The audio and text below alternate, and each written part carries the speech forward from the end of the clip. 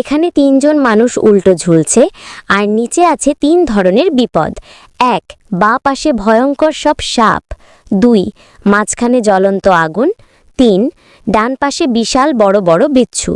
আপনাদের জন্য টাইম রইল মাত্র ৫ সেকেন্ড। এই ৫ সেকেন্ডের মধ্যে আপনাদেরকে উত্তরটি বলতে হবে।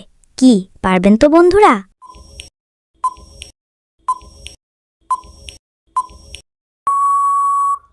যদি আগুনের ওপর পড়ে সরাসরি পুড়ে যাবে, কোনো সুযোগ নেই।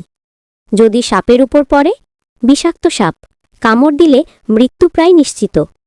কিন্তু যদি বিচ্ছুর ওপর পড়ে, হ্যাঁ, বিচ্ছুর হুলে ব্যথা হবে, কিন্তু সাথে সাথে মৃত্যু হবে না। চিকিৎসা নিলে বেঁচে থাকার সুযোগ অনেক বেশি।